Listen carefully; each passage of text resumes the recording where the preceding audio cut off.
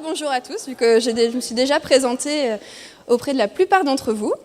Donc, on est ravis de vous accueillir donc, à Angoulême, dans cette belle salle, pour commencer la tournée Train du Climat à Climatera, par Train du Climat, qui est une association donc, nationale, présidée par un climatologue qui s'appelle Jean Jouzel. Peut-être que vous en avez entendu parler, ou vous en entendrez parler ensuite. Et avec le comité scientifique néo-aquitain à Climatera, qui, lui, est présidé par Hervé Letreut. Donc, je vous propose de commencer tout de suite par une conférence donc, sur la biodiversité et ses relations avec le climat et les mesures d'adaptation, animée par Jean-Christophe Ortolan, à qui je passe la parole dès à présent. Bonne conférence! Bien, bonjour à toutes et tous. Donc voilà, c'est une très bonne salle qui vous attend pour ce matin. Nous allons donc travailler sur le climat et la biodiversité. Tout ce qui va se passer ce week-end a trait de toute façon au climat. Le sujet de ce matin, c'est la biodiversité. Et pour en parler, ce sera un peu l'ordre des interventions d'ailleurs, nous allons avoir avec nous Mathieu Dorfiac qui travaille au secteur expertise naturaliste de l'association Charente Nature, Maxime Ledin qui est responsable de projet à Abowind, un opérateur de parc éolien. Ensuite, Fanny Mallard, qui est chargée d'un projet dont elle va vous parler tout à l'heure, au sein d'une association qui s'appelle Cistude Nature, qui travaille à l'échelle de la région Nouvelle-Aquitaine, puisque c'est notre région désormais. Et Lydie Gouraud, qui est chargée de mission et animatrice au sein de la LPO, une association nationale dont le siège est à Rochefort d'ailleurs, et qui s'occupe bien sûr de la protection des oiseaux. Voilà, donc nous allons avoir ces 4 interventions. Le sujet de la matinée, il tient sur un problème qu'on se pose toujours, en particulier quand on va lancer, quand par exemple une société comme Abowind lance un projet de parc éolien, quand on veut créer un parc photovoltaïque, vous savez, qui produit du courant électrique à partir des rayons du soleil, quand on veut même lancer un projet de méthanisation, on a un certain nombre de questions à se poser, et il y en a une qui revient tout le temps, c'est comment va-t-on faire pour préserver les espèces, et on pense souvent aux espèces animales, les espèces animales sensibles, fragiles. Alors tout à l'heure on va parler d'oiseaux, on va parler des chiroptères, c'est-à-dire les chauves-souris. Voilà, comment fait-on pour, d'un côté, préserver les espèces volantes en particulier, parce qu'une pale d'éolienne, ça tourne, et en même temps, comment fait-on pour lutter contre le changement climatique? Car si on ne fait rien contre ce réchauffement global actuel, on aura les mêmes problèmes, des problèmes de disparition d'espèces animales, d'espèces végétales. Tout à l'heure, je pense que Mathieu va en particulier dans la petite conférence d'introduction vous présenter un peu l'impact du changement climatique sur les espèces animales et végétales, et en particulier en Charente. Voilà. Le dernier rapport du GIEC, le GIEC c'est le groupe international des experts du climat, c'est un groupe d'environ 2500 spécialistes du climat dans le monde, est sorti hier. Il indique que, contrairement à ce qui a été décidé il y a 3 ans à Paris lors de la fameuse COP21, nous aurons énormément de mal à atteindre un réchauffement de seulement 1,5 degré au cours du XXIe siècle, c'est-à-dire à l'échéance de 2100, et que nous sommes plutôt sur une trajectoire, on va dire, plutôt de 2 degrés, voire plus, si nous maintenons nos modes de vie actuels. Voilà. Je ne vais pas aller plus loin, ça vous trace un peu l'enjeu, parce que l'enjeu, c'est à vous qu'il se pose, très concrètement. Voilà. Mathieu, va commencer donc sur la biodiversité, un tableau un peu mondial, un peu local, et l'impact du changement climatique. C'est à toi. Bonjour à tous. Donc moi, oui, j'ai la lourde tâche de vous présenter ce qu'est la biodiversité. Donc on aurait pu faire 1h30 que sur ça. Donc voilà, il va falloir être efficace et je vais vous présenter plein d'exemples. N'hésitez pas à m'interrompre si vous avez des questions au fur et à mesure.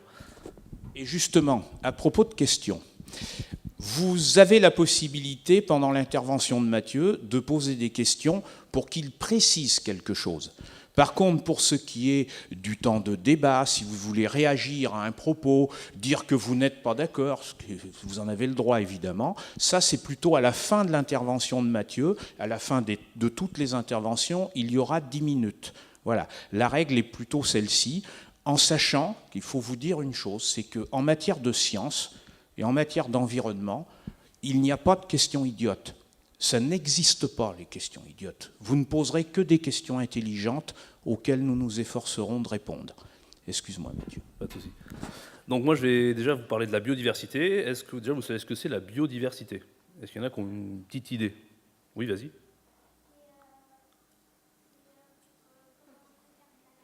Comment on préserve la nature? Ouais, il y a de ça dedans. D'accord, la nature qui se développe. Il y en a qui ont d'autres idées? Personne? Oui? C'est la nature, c'est les végétaux, c'est les êtres vivants. Très bien, c'est les êtres vivants, oui. Bio, c'est le vivant, et la diversité, c'est la diversité de ces êtres vivants. Très bien. Donc en fait, la diversité biologique, on peut dire aussi biodiversité. Voilà. Et en fait, je vais la diviser en 3 grandes parties. La diversité écologique, la diversité spécifique et la diversité génétique. Je vais vous présenter tout ça. Donc la diversité écologique. En fait, la diversité écologique, on ne peut pas parler de biodiversité sans parler d'habitat. Vous avez peut-être déjà entendu parler de ça. Et en fait, l'habitat, c'est quoi? C'est un endroit de la Terre, mais aussi un endroit de la forêt où on va retrouver des conditions de température, des conditions de climat qui sont particulières. Du coup, on va avoir des espèces qui sont adaptées à ces habitats-là. Par exemple, en grand habitat dans le monde, les forêts tropicales, c'est assez particulier. On a des conditions de pluie, des conditions de soleil, des conditions d'hygrométrie qui sont particulières. Du coup, ça, c'est un habitat. Vous en connaissez d'autres, certainement plein. Le désert. Vous imaginez bien que là, on a des conditions très particulières. Du coup, on va retrouver des plantes et des animaux qui vont être adaptés à ces conditions-là. On a aussi les milieux montagneux, bien sûr, la barrière de corail, les océans. Voilà, tout ça. Et en Charente, pardon, je vais passer rapidement, on a plein d'habitats différents. Donc voilà, Jean-Christophe vous l'a dit, je vais essayer de faire un petit zoom aussi au niveau local. Donc on a les forêts, on a les landes, les pelouses, les rivières, les étangs, les tourbières, les rochers, les falaises, les terres cultivées et les paysages urbanisés. Donc voilà, tout ça, ça fait partie des habitats qu'on peut rencontrer chez nous. Et du coup, dans ces habitats-là, on va avoir des espèces, que ce soit végétales ou animales, qui sont particulières. Donc je vais vous en présenter quelques-unes. Après, on a la diversité spécifique. Donc ça, ce sont les espèces. Oui, vas-y.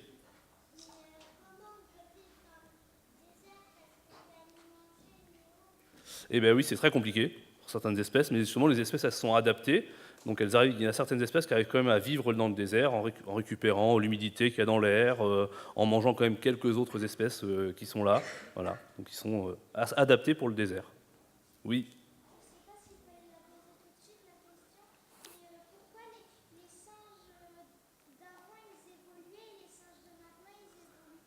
Alors, on ne va pas la poser maintenant, tu la gardes pour tout à l'heure, mais on va essayer d'y répondre tout à l'heure.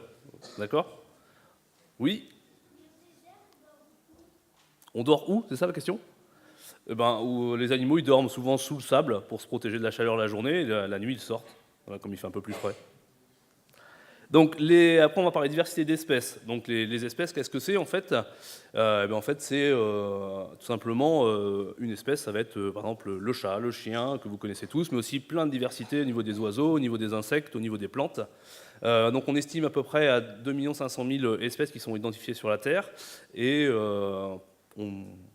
on a identifié 2 500 000, mais on estime qu'il y en a beaucoup plus, donc tout le monde n'est pas d'accord, mais entre 5 et 20 millions d'espèces à peu près qui pourraient être présentes. Je vous ai mis 2 exemples qui sont complètement opposés au niveau de la taille, un virus de la poliomyélite et puis un séquoia géant. Donc vous avez vu qu'au niveau diversité spécifique, là on fait un bond énorme. Et en Charente, donc à chaque fois vous avez mis le chiffre des espèces en Charente juste à côté et entre parenthèses ce qu'on a en France. Donc on a 4800 espèces de plantes en France et sur ces 4800 on en a 1700 qui sont présentes en Charente, 66 pour les mammifères. Parmi ces 66, il faut savoir qu'on a 24 espèces de chauves-souris, donc voilà, ils représentent un bon nombre de mammifères.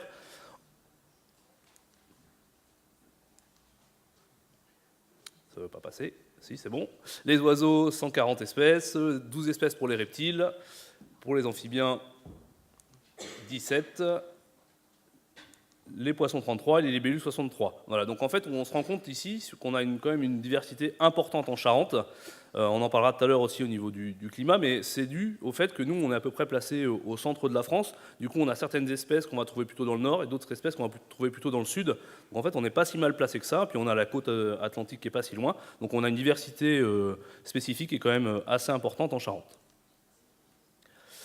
On peut se demander pourquoi différencier ces espèces. Je vous ai mis un exemple ici, si ça veut bien passer. Vous savez ce que c'est? Des libellules, très bien. Alors, est-ce que vous voyez des différences entre ces deux libellules? Oui, vas-y.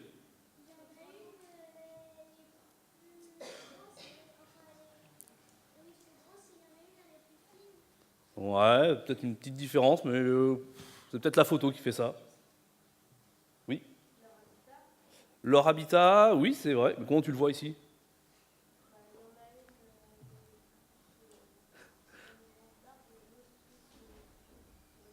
D'accord, c'est vrai qu'on pourrait...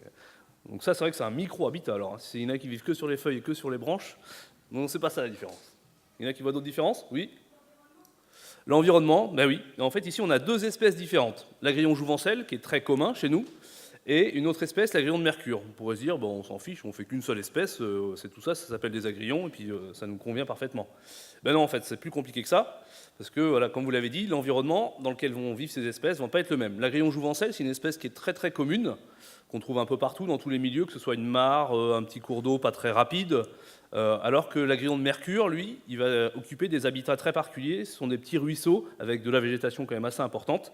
Et autre particularité, en fait, la différence qu'il fallait regarder, c'était au niveau de l'abdomen ici, on a un petit dessin qui n'est pas le même en fonction des deux espèces. Et donc, cette particularité, c'est que l'agrillon de mercure, c'est une espèce qui est protégée au niveau européen. Et les endroits où vit cette espèce-là sont aussi des endroits qui sont aussi protégés. Voilà. Donc, ça sert aussi à ça de différencier les différentes espèces. Diversité génétique, donc je vous ai mis une diapo, mais en fait on aurait pu juste se regarder nous dans la salle, on fait partie de la même espèce, mais on a des couleurs de cheveux, des couleurs d'yeux, des couleurs de peau différentes, et tout ça, ça fait partie de la diversité génétique aussi. On parle aussi de patrimoine naturel, donc rapidement, on parle d'espèces patrimoniales. Donc souvent les espèces patrimoniales, ce sont des espèces qui sont protégées, mais pas tout le temps. Et du coup, elles n'ont pas forcément, on parle d'espèces patrimoniales, mais ce n'est pas quelque chose d'un statut de protection. On a quand même des espèces protégées qui en font partie. Mais je vous ai mis un exemple après. Par exemple, cette plante-là, que certains connaissent peut-être, ils vont se balader sur les bords de la Charente au début du printemps. C'est la fritillaire pintade. Donc c'est une plante qui n'est pas protégée malheureusement au niveau national ni au niveau régional, mais qui est considérée comme une espèce patrimoniale parce qu'elle est vraiment en voie de disparition chez nous. Et peut-être que son statut va évoluer, elle va devenir protégée d'ici quelques années. D'autres exemples rapides. Ça ne veut pas marcher. Hop. Ah, si ça m'a sauté plein de diapos, c'est pas grave. Donc la sabline des chaumes, par exemple, c'est une petite plante qui vit sur les pelouses calcaires. En fait, c'est une endémique de la France, on la trouve qu'en France. Voilà, sur les pelouses calcaires. Et en Charente, on la trouve que sur les pelouses calcaires autour d'Angoulême. Donc ça, c'est vraiment une plante qui est protégée. Et là aussi, on parle d'espèces patrimoniales. Pareil pour le vison d'Europe. Non, le sonore à ventre jaune, c'est pas grave. Donc c'est une petite espèce d'amphibien qui lui aussi est en limite d'aire de répartition. Normalement, c'est plutôt une espèce qu'on trouve dans l'est de la France. Donc là, on voit son ventre jaune vraiment caractéristique. Et en Charente, on est en limite de son aire de répartition. Et du coup, il est considéré comme patrimonial chez nous, parce que là, vous avez les communes sur lesquelles on peut trouver ce petit crapaud. Et une autre espèce qui est emblématique, c'est le vison d'Europe, qui était présent au début du XXe siècle dans une bonne partie de la France. Et au fur et à mesure, malheureusement, de la dégradation des habitats dont on a parlé tout à l'heure, la dégradation des cours d'eau, tout ça, eh bien, on a vu son aire de distribution se concentrer sur l'ouest de la France. Voilà. Quelques habitats remarquables en Charente. Donc la forêt, hop, où on a des oiseaux particuliers. Ici, le cirquet de Jean Leblanc, mais aussi des pics, comme le pic noir, le piquet pêche.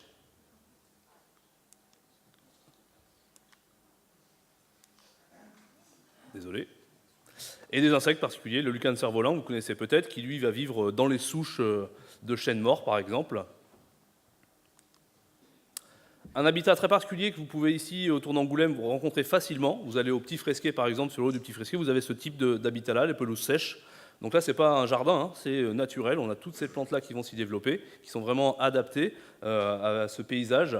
Donc voilà, là on voit aussi sur la vallée des Eaux Claires un paysage très particulier avec des pelouses très rases et quelques genévriers comme ça qui se développent.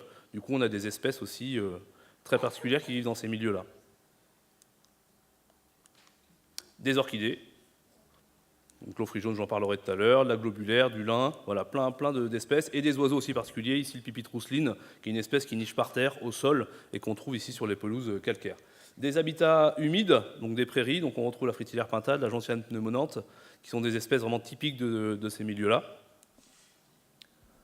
Quelques espèces d'insectes, le cuivré des marais par exemple, qui est une espèce aussi qui est protégée au niveau national, qui est présent dans les prairies humides autour de la vallée de la Charente. Les habitats aquatiques, où on va retrouver pas mal d'oiseaux différents. Vous avez les sources de la Touvre, pas très loin d'ici, où on va retrouver pas mal d'oiseaux et pas mal de libellules. Donc là, voilà, c'est quelques habitats aquatiques différents, que ce soit les lacs, les étangs, les petits ruisseaux, les sources, voilà, où on retrouve des libellules aussi en grand nombre. Petit grèbe castagneux que vous pouvez observer facilement sur les sources de la Touvre. Dans les tourbières aussi, là en Charente, il n'y a pas beaucoup de tourbières, mais on a quelques tourbières où on retrouve des plantes carnivores, comme la drosera par exemple, et aussi des espèces de reptiles comme la couleuvre vipérine que l'on peut trouver facilement. Les habitats de roches, de falaises, où on retrouve des chauves-souris, ici la barbastelle, des fougères, si ça veut bien passer, la doradille du Nord par exemple, qui est une espèce aussi protégée, le ticodrome qu'on peut trouver ici sur les falaises en hiver, et des habitats qui ont été complètement remaniés par l'homme, les habitats de grande culture par exemple, mais qui ne sont pas... il y a quand même une diversité intéressante et particulière, notamment au niveau des plantes messicoles, des plantes qui sont liées aux moissons. Donc là, on a le bleuet, que vous connaissez peut-être, l'adonis aussi, des plantes liées aux moissons, et des oiseaux. Ici, vous avez l'Odicnem criard, donc un oiseau, vous avez vu, qui niche, là, il est sur son nid, au milieu d'un champ de tournesol. Donc voilà, c'est un oiseau très particulier. Des milieux encore plus modifiés par l'homme, comme sont les carrières. On pourrait se dire, ça a été complètement créé artificiellement, mais en fait, on va trouver une diversité particulière, où on a un habitat très particulier, avec notamment des amphibiens, le crapaud calamite, et des oiseaux comme le petit gravelot qui niche régulièrement. Donc ce patrimoine naturel, il est en partie menacé, donc soit une évolution naturelle, soit par des actions de l'homme. Évolution naturelle, en arrière-plan sur la diapo, là vous avez un coteau calcaire qui avant était utilisé pour faire pâturer souvent des moutons ou des vaches ou des chèvres. Malheureusement, là on voit que le coteau calcaire il est en train de se refermer, on a des chênes, on a des genévriers qui viennent pousser à cet endroit-là, et du coup les orchidées, les oiseaux qui venaient nicher dans ces pelouses rases, malheureusement s'il y a des arbres qui poussent à cet endroit-là, ils vont disparaître. Donc la disparition d'espèces, c'est quelque chose qui est naturel. Il y a eu plusieurs vagues de disparition, moins 250 millions d'années, moins 65 millions d'années, ça vous la connaissez tous, on a perdu 70% des espèces, donc ce qui fait qu'on a une moyenne à peu près on perd une espèce tous les 100 ans, jusqu'il y a quelques années.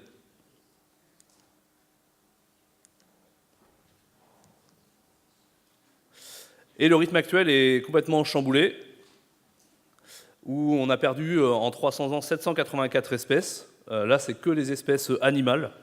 Donc on est à peu près à 2 espèces par an qui disparaissent. Et je vous ai mis le chiffre en Charente.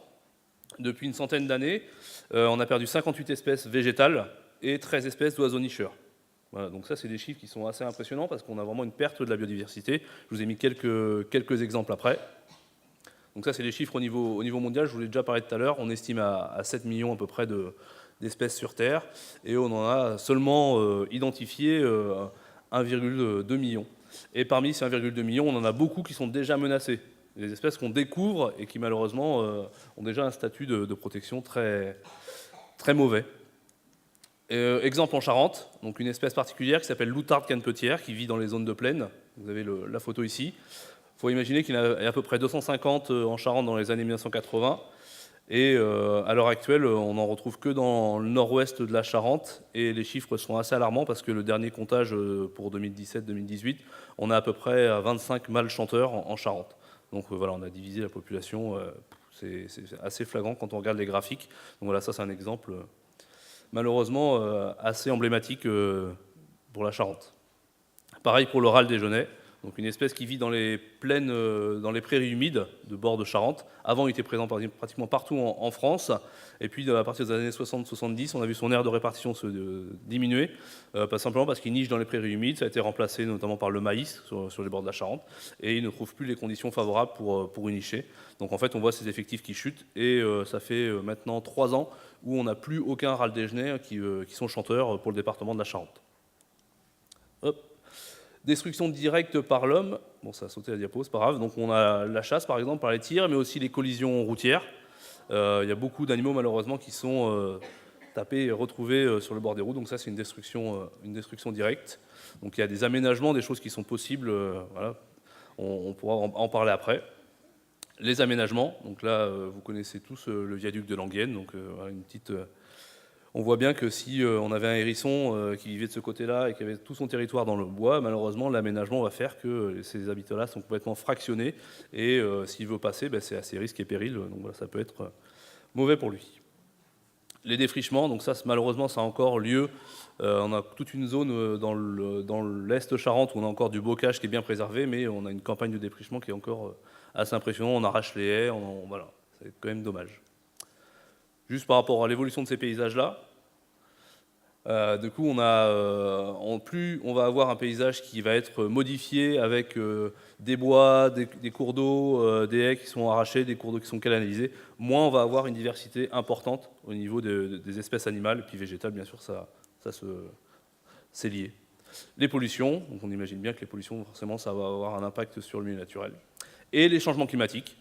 Donc là, je vous ai mis 2 exemples. À droite, vous avez le guépier d'Europe, donc une espèce d'oiseau en fait, qui avant était présente dans le sud de la France et qui a tendance maintenant à remonter. Donc ça, c'est la carte en 1970-75 et la carte dans la fin des années 90. Et maintenant, en fait, il est présent même en Allemagne. Il est remonté vraiment très très dans le nord. Donc en fait, on imagine bien que cette espèce plutôt méditerranéenne, grâce au changement climatique, a réussi à remonter, à trouver des conditions favorables plus au nord de la France. Et pareil pour l'Aufriche jaune, donc une orchidée qui est normalement présente que dans le bassin méditerranéen. Maintenant, la carte actuelle, donc ça c'est une carte il y a quelques années, elle est présente maintenant jusqu'en Bretagne. Donc voilà, c'est vraiment des exemples assez flagrants en tout cas de changement de micro-habitat, de climat pour ces espèces-là. Pareil pour le hêtre, donc là c'est dans l'autre sens. En Charente, on a encore quelques forêts de hêtres, notamment en forêt de la Braconne, on a encore quelques hêtres qui malheureusement, dans les prévisions de 2100, vont disparaître parce qu'on va avoir un réchauffement de toute cette partie-là.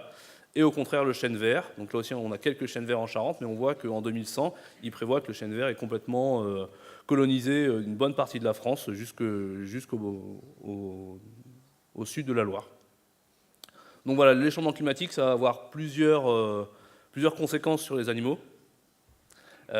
Donc départ plus tardif, la sédentarisation, ils arrivent à des moments où la nourriture n'est pas forcément disponible, donc voilà, ça va être impactant pour ces espèces-là. Je finis juste sur les espèces invasives, donc ça c'est encore un des fléaux qui arrive pour notre biodiversité.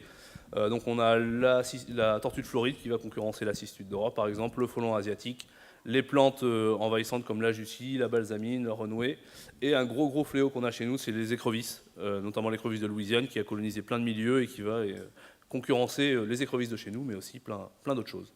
Je finis juste avec cette petite diapo, je vous laisse la lire et réfléchir. Merci à vous. Oui, vous arrivez à lire, non ?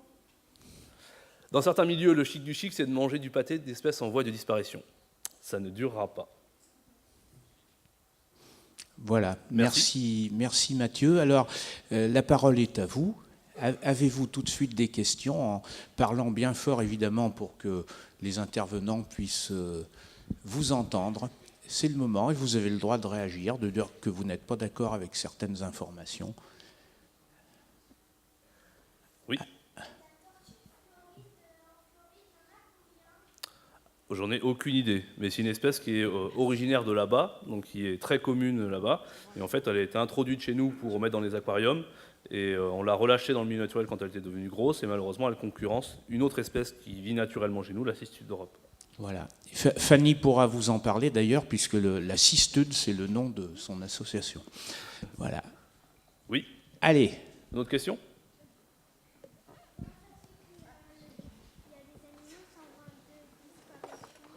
Eh bien, souvent parce que leurs habitats sont détruits. Tu vois, je t'ai bien l'exemple, l'outarde ou le vison.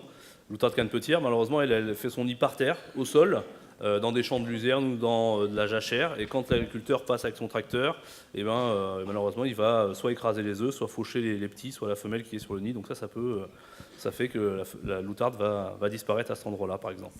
alors il y a maintenant un micro-baladeur et donc vous pourrez poser les questions de façon plus confortable. Alors, vas-y. Mais pourquoi, pourquoi quand on est en voiture et qu'on voit un animal qui est sur la route, pourquoi on ne s'arrête pas au lieu de l'écraser? Bonne question. C'est vrai que malheureusement, j'espère en tout cas que c'est pas fait exprès. On a vu le cas des chouettes par exemple. La nuit, tout ça, c'est des fois parfois compliqué. Et notamment, si vous prenez la Nationale 10, il y a plein de camions et les camions, ils vont taper les chouettes qui vont passer malheureusement en vol. Mais c'est vrai que quand on voit un hérisson, choses comme ça, on s'arrête, on le laisse passer. Et c'est vrai que c'est quand même mieux pour la biodiversité. Alors, y a-t-il d'autres questions dans le fond de la salle? Camille a le micro. Alors, pendant que vous préparez vos questions, au premier rang, vas-y, le temps que le... Ah, il y en a une autre derrière. Attends, le micro redescendra jusqu'à toi tout à l'heure. Vas-y. Mais comment on peut faire pour, par exemple, éviter que les animaux aillent sur la route? Bonne question. Mais il y a plein d'aménagements qui sont possibles. Par exemple, quand on a un pont, on a une rivière qui passe sous la route, quand on a un pont qui passe au-dessus de cette rivière-là, on peut aménager des petites banquettes, des petits passages sur le bord de l'eau, où les animaux, au lieu de passer sur la route pour ensuite aller de l'autre côté, passent par cette petite banquette et vont directement de l'autre côté. On peut faire ce qu'on appelle des crapauducs. Donc c'est juste des endroits, des petits tunnels sur la route où les crapauds peuvent passer pour aller à l'endroit pour se reproduire et revenir ensuite. Voilà, il y a plein d'aménagements possibles. Vous avez bien retenu le crapauduc, hein. On peut avoir des crapauducs manuels également, où on fait tomber les crapauds dans des seaux et on leur fait traverser la route après.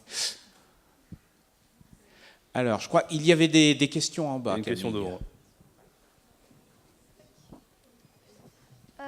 Y a-t-il des oiseaux qui prennent possession des œufs d'autres oiseaux quand ils chassent pour nourrir leurs petits? Oui, ça arrive qu'il y ait d'autres oiseaux qui viennent prendre le jet, la pie par exemple. C'est un peu des spécialistes de venir chipper les œufs pour nourrir leurs petits ou pour se nourrir eux-mêmes. Alors, très bien. On va prendre encore deux questions, plutôt dans le troisième, quatrième rang.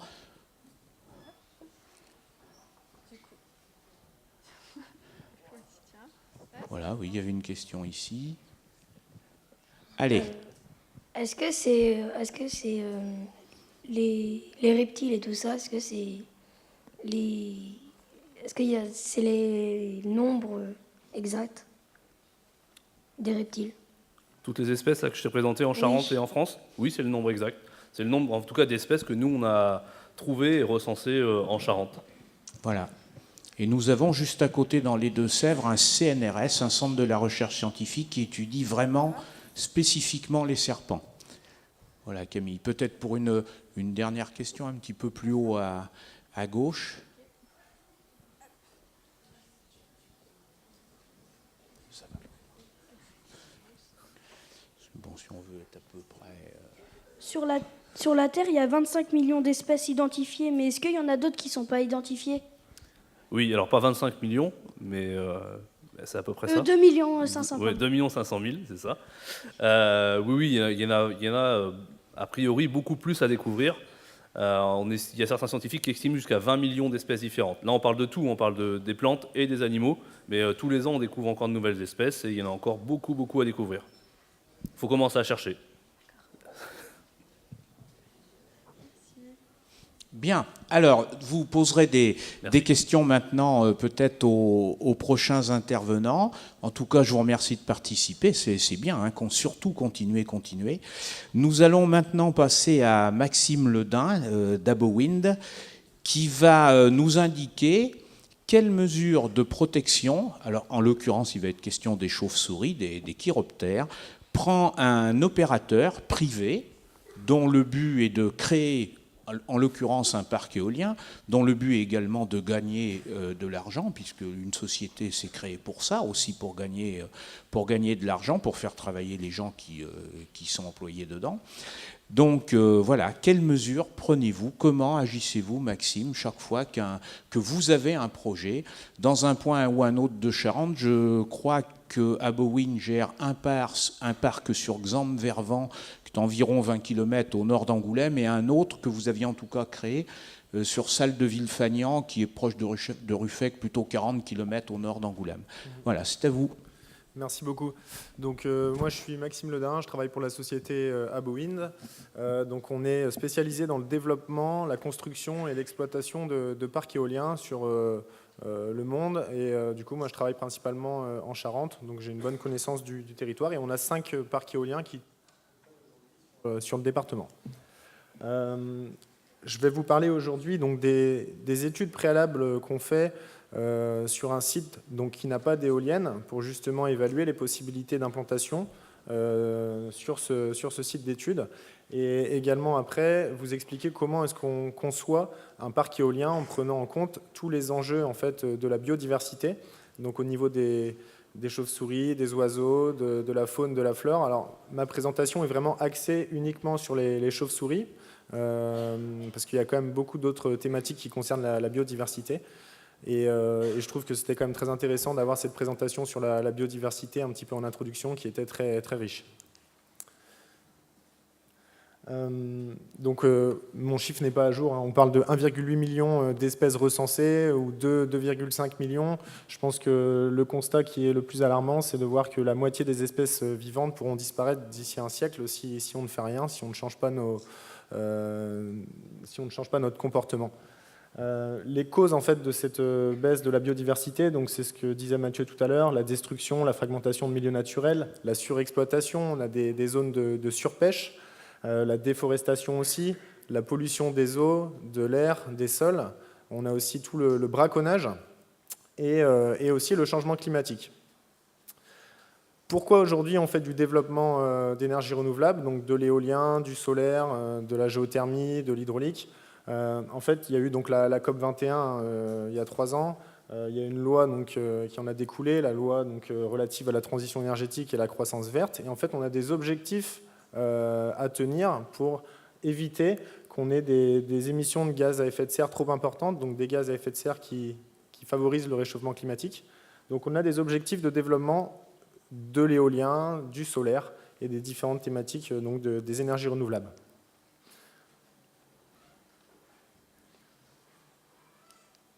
Hop. Alors, juste pour vous expliquer comment est-ce qu'on conçoit un projet de parc éolien. Donc, en fait, on va empiler différentes contraintes avec un logiciel sur un ordinateur. Donc, c'est pour identifier une zone d'étude. Donc, on va prendre dans un premier temps des distances d'éloignement de 500 mètres par rapport aux habitations. On va regarder si on a ce qu'on appelle des plafonds aéronautiques pour voir si les éoliennes ne vont pas perturber les avions. On va s'éloigner aussi le plus possible des routes pour éviter, si jamais il y a une chute de l'éolienne, ce qui n'est pas arrivé, ce qui peut arriver, mais très rarement, justement que l'éolienne tombe sur la route. C'est pareil pour les lignes électriques. On va également regarder aussi les distances par rapport aux points de raccordement, parce qu'on ne peut pas se raccorder, donc un parc éolien produit de l'électricité, il faut le raccorder au réseau électrique. Donc on va regarder à quelle distance sont situés ces postes de raccordement, puisque ça représente un coût. Plus on s'éloigne, plus ça va coûter cher. On va regarder aussi s'il y a des monuments historiques dans le périmètre, pour éviter qu'il y ait un impact trop important au niveau du paysage sur ces monuments historiques. Et également, on va regarder toutes les zones environnementales présentes à proximité pour voir s'il n'y a pas des zones qui accueillent par exemple des outardes canepetières, comme le disait Mathieu, une espèce très sensible en Charente aujourd'hui. Donc en fait, tout ça pour vous dire qu'on empile vraiment différentes contraintes et on identifie une zone d'étude, mais ce n'est pas parce qu'on a identifié cette zone d'étude qu'il va forcément y avoir une faisabilité derrière d'implanter des éoliennes dans cette zone. Oups. Donc, quand je vous montrais tout à l'heure qu'on identifie des zones environnementales, donc avec notre logiciel, c'est tout simplement ce genre de carte qu'on a, où on va regarder dans un périmètre d'étude de 20 km. Donc vous avez en bleu au centre la zone d'étude que je vous ai montrée juste avant, et en vert, vous avez les zones environnementales assez sensibles. Donc c'est des zones d'inventaire où on connaît en fait les espèces qui y vivent. Et il y a différents types de zones environnementales réglementaires. Donc pour nous, c'est très important de regarder ça dans un premier temps. Maxime, vous avez une première question de précision. Oui. Les éoliennes ? Alors, ça sert à produire de l'électricité à partir de l'énergie du vent. Le vent, en fait tourner les pales de l'éolienne. Et du coup, ce vent est transformé en énergie mécanique. Et grâce à une génératrice, donc une grosse turbine qui est présente dans la nacelle, on va transformer cette énergie mécanique en énergie électrique. Et donc, on va produire de l'électricité grâce à l'énergie du vent. Voilà. D'accord. Donc, nous prenons une deuxième et dernière question de précision pour l'instant, Oui. parce qu'après l'intervention de Maxime, vous aurez tout le temps. Monsieur en vert, devant.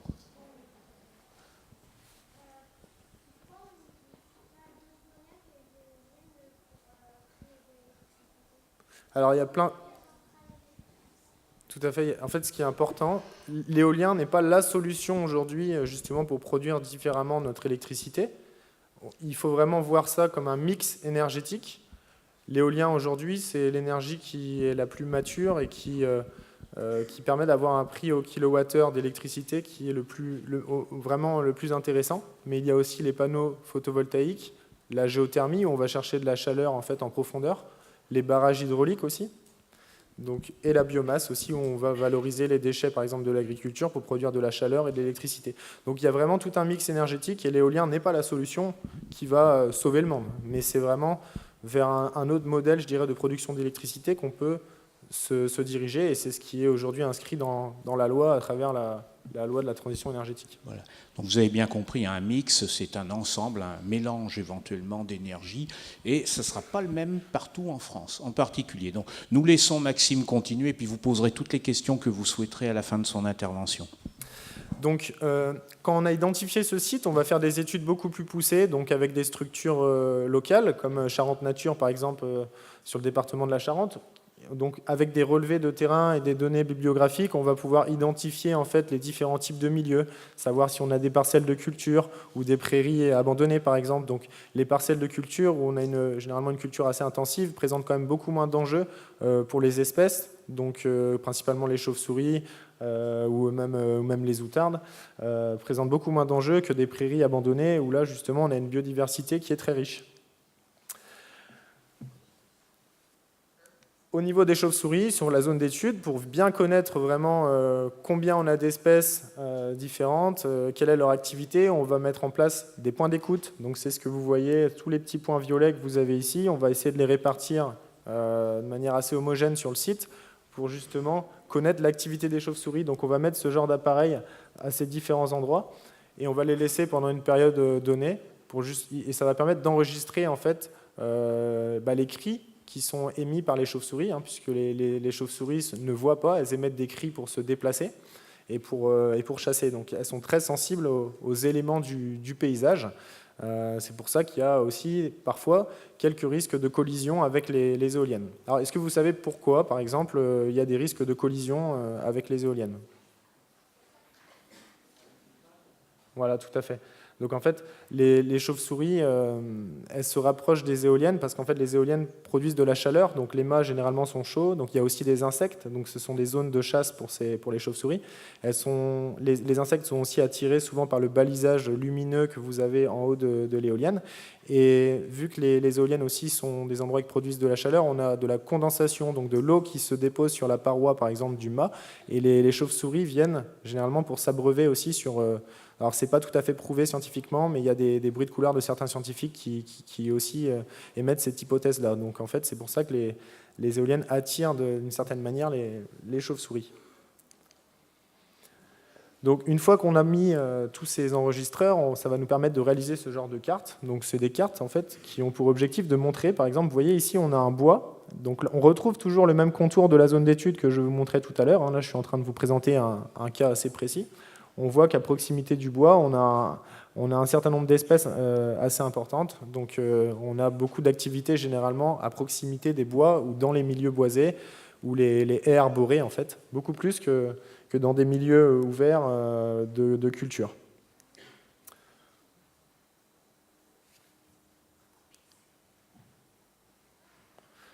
En complément des études qu'on fait au sol, puisque les points d'écoute que je vous montrais tout à l'heure, les points d'écoute violets sont des enregistreurs qu'on va mettre au sol, on fait également des écoutes en altitude, puisqu'on a différents types d'espèces aussi de chauves-souris, des espèces de haut vol, des espèces qui vivent plutôt sur les milieux ouverts. On a les pipistrelles, les nocturnes, et des espèces qui vivent plus dans les milieux fermés, donc dans les milieux boisés.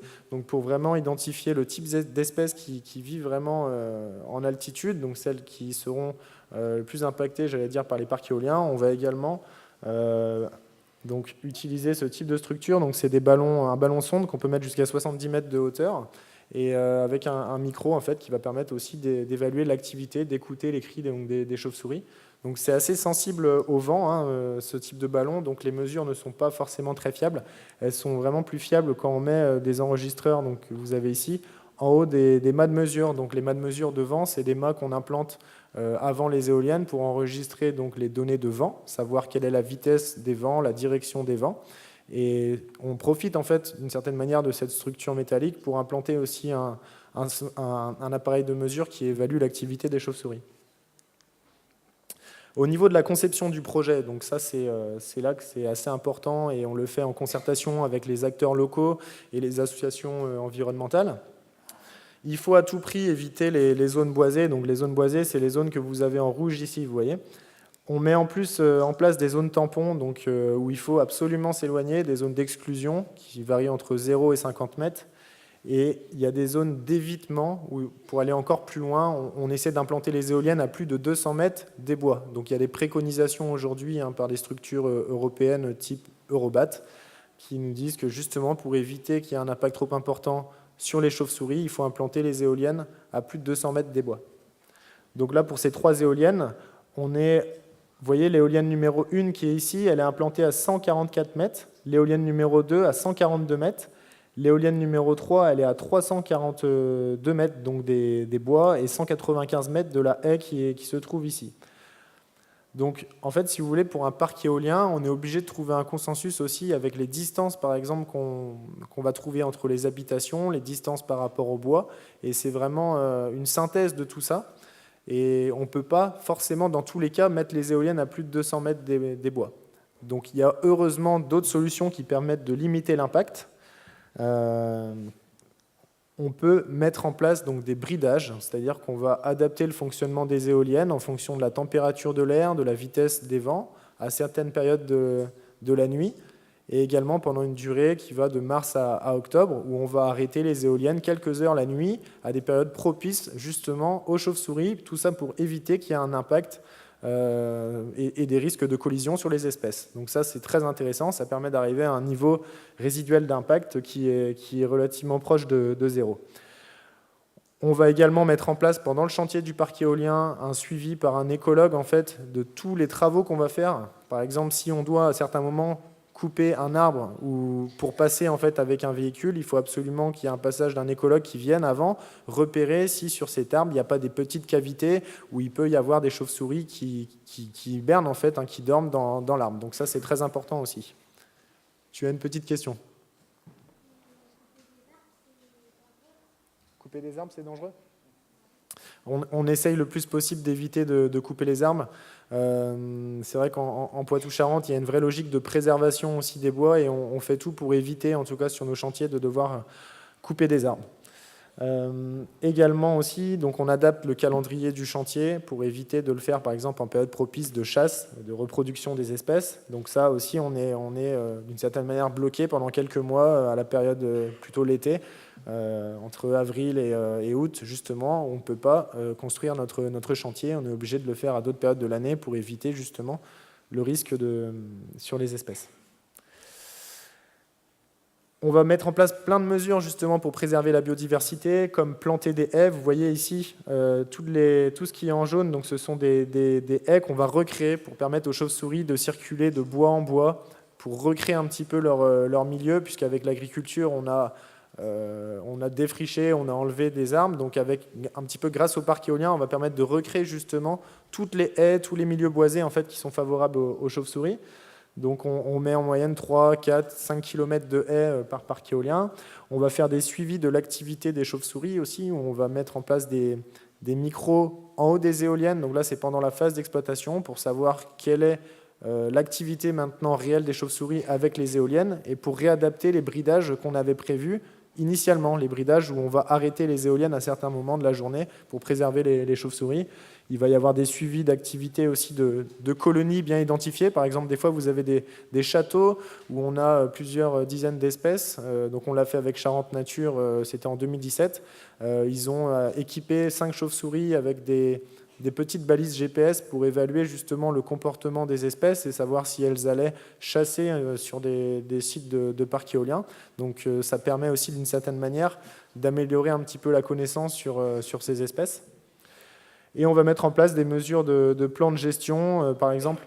Alors, c'est pas tout à fait ça. Ici, vous avez en vert c'est des vieux chênes que vous avez ici. Suite à une tempête, en fait, ils n'ont pas été traités par les propriétaires des parcelles, donc ils n'ont pas été ramassés. Et il y a beaucoup d'espèces de chauves-souris qui sont identifiées dans cette poche verte. Et du coup, le tracé des accès, vous voyez ici, on a une éolienne qui est là et une deuxième ici.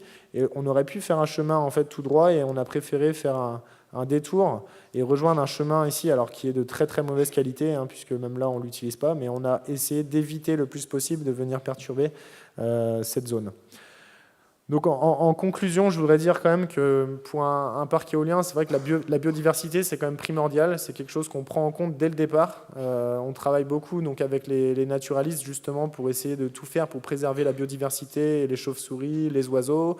On a tout un tas de mesures à proposer aujourd'hui, des mesures qui n'étaient pas forcément mises en place à l'époque puisqu'on n'avait pas forcément la connaissance aussi au niveau de la technologie.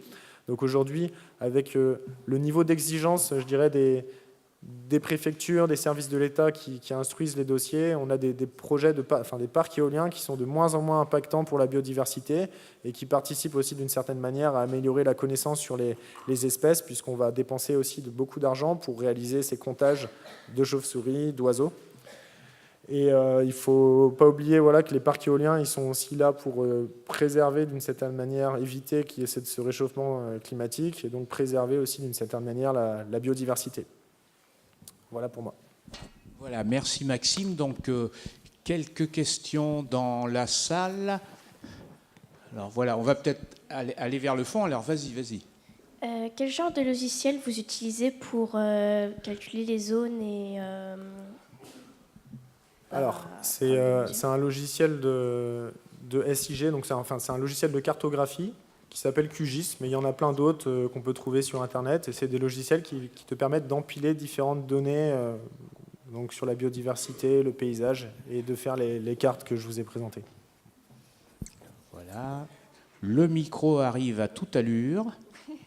Voilà. Allez. Comment ça se fait que s'il y a tant d'éoliennes et d'énergie verte, seulement 7% de la consommation de ma maison, ce soit de l'électricité verte? Ça dépend de ton opérateur électrique. Tu parles de la facture d'électricité? Oui, en fait, c'est 90% de nucléaire, 7% d'énergie verte et 3% d'énergie fossile. Puisque tu as, je pense, une facture qui est faite par EDF, qui doit être l'opérateur. Et du coup, en fait, ils évaluent, en fait, ils expliquent tout simplement d'où provient l'électricité que tu consommes. Et EDF, effectivement, produit à 90% son électricité avec du nucléaire. Donc il y a d'autres opérateurs aussi qui existent, comme Enercop, qui eux produisent de l'électricité à partir d'énergie renouvelable, donc à 100%. Voilà. La situation actuelle dans le pays, c'est que l'électricité est d'origine nucléaire à environ 71-72%. Ça, c'est les chiffres qu'on a sur une application que vous pouvez aller chercher, qui est RTE. C'est le réseau de distribution d'électricité, une petite application qui vous donne en direct les proportions, la quantité d'électricité produite dans le pays et l'origine de cette électricité. Camille, une autre question pour Allons-y, allons-y.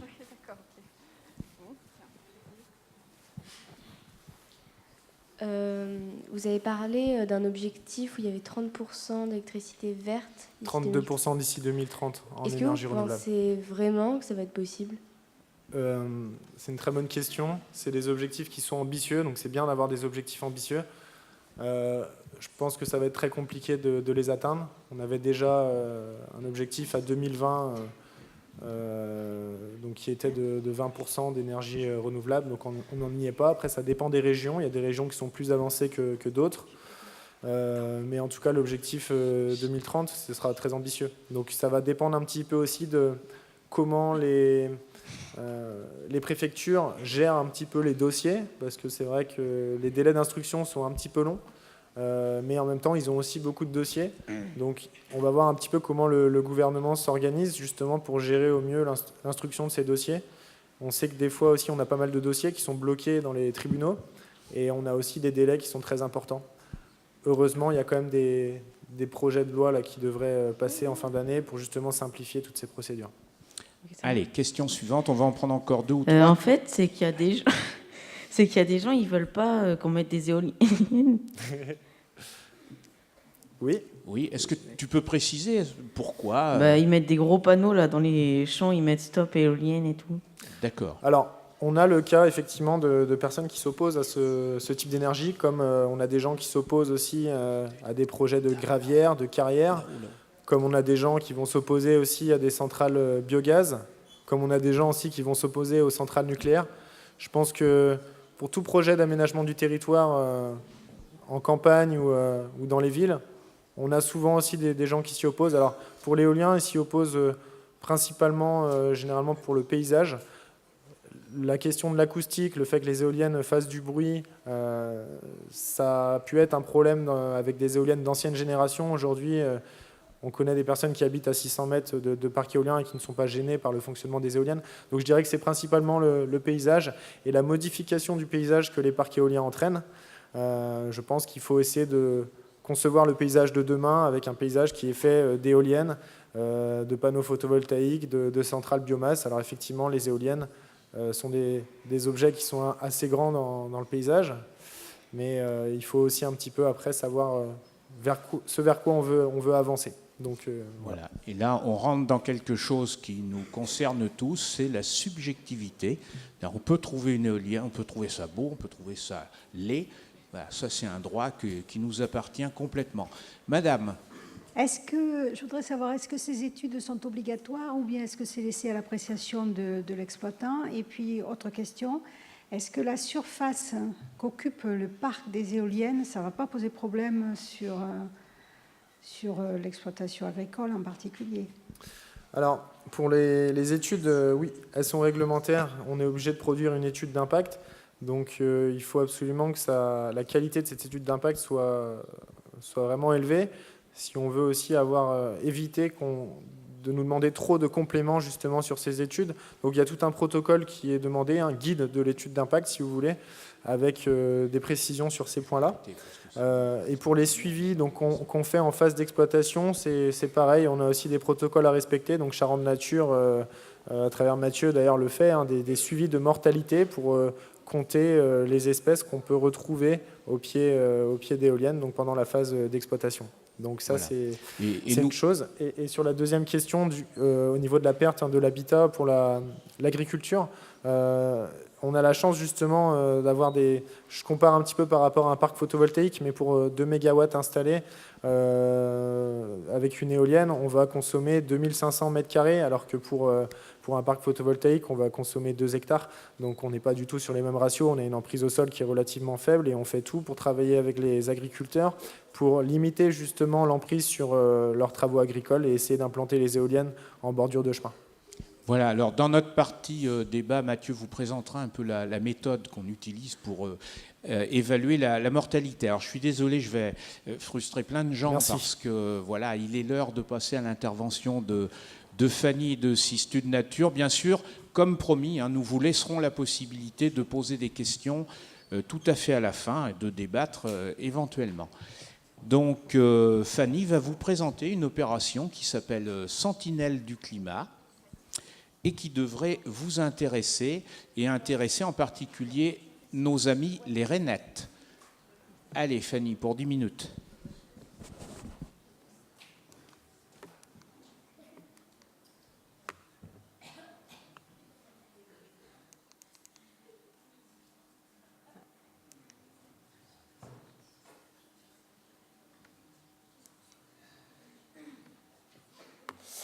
Bonjour à tous, je suis Fanny Mallard et je suis coordinatrice d'un programme de recherche qui s'appelle Les Sentinelles du climat. C'est un programme qui étudie les effets du changement climatique sur la biodiversité en région Nouvelle-Aquitaine. Donc, je vais vous parler du changement climatique, biodiversité et Nouvelle-Aquitaine.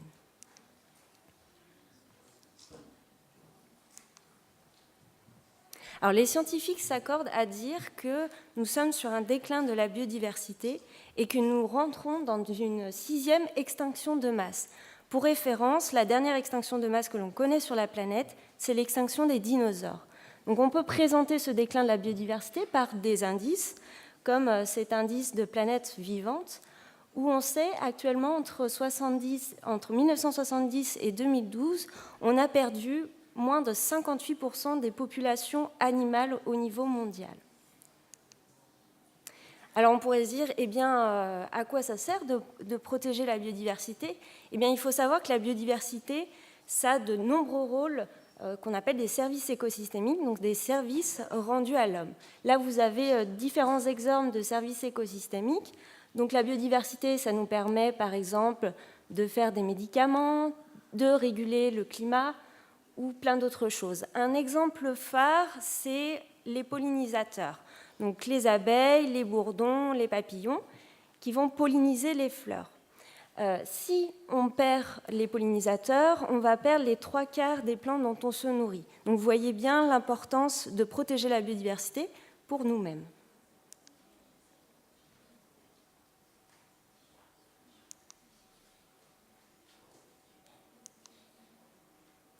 Alors justement, quelles sont les causes du déclin de la biodiversité ? Bien, on en a parlé, il y a différentes causes du déclin. Et on a également ici le changement climatique. La particularité de cette cause, c'est qu'on va avoir un changement climatique rapide dans les années à venir. On va également avoir une amplification des autres causes du déclin de la biodiversité par le changement climatique. Donc on parle de biodiversité, de changement climatique. Vous avez certainement en tête des images de faune, de flore. Est-ce que vous avez des exemples à me donner d'espèces animales qui pourraient être impactées par le changement climatique? Oui? Comment? Le chardonneret. Parlez le plus fort possible. D'autres exemples? Allez-y. Les créatures maritimes qui vivent dans la mer. Oui, les espèces marines. Vous n'avez pas des exemples plus précis d'espèces? Oui. Oui. Très bien, voilà, ça c'est des exemples. Donc, effectivement, et cet exemple-là, l'espèce humaine va être impactée par le changement climatique. Tout à fait. L'espèce humaine fait partie aussi de la biodiversité et donc va aussi être impactée par le changement climatique. Je pense même que ça a déjà commencé quand on compte le nombre de morts qu'il y a en traversant la Méditerranée. Donc effectivement, on a eu différents exemples. Alors c'est vrai que les exemples, c'est étonnant parce que d'habitude, les exemples que j'ai souvent, c'est plutôt l'exemple de l'ours polaire. Vous avez pensé à l'ours polaire peut-être ? Oui, voilà. Donc souvent, on pense à l'ours polaire sur son glaçon, mais il faut savoir que la biodiversité, elle est impactée aussi tout autour de nous. Donc au niveau de la région Nouvelle-Aquitaine, on va également avoir des conséquences sur cette biodiversité.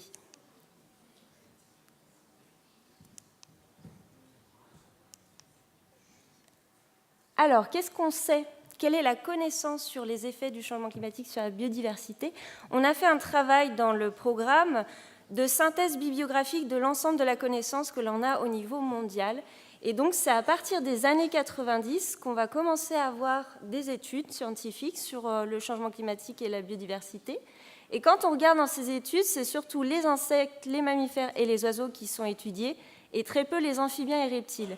Alors c'est dommage parce que ces espèces-là sont des espèces dites à mobilité réduite, donc elles vont avoir moins de capacité de déplacement que des oiseaux par exemple, donc elles vont devoir subir le changement climatique, soit par extinction locale ou adaptation. Elles ne vont pas pouvoir fuir le changement climatique.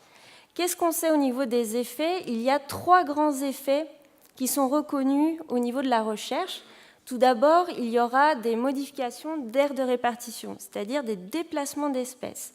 Ici, par exemple, vous avez en rouge les espèces d'affinité méditerranéenne, et vous voyez qu'elles vont remonter jusqu'en Nouvelle-Aquitaine.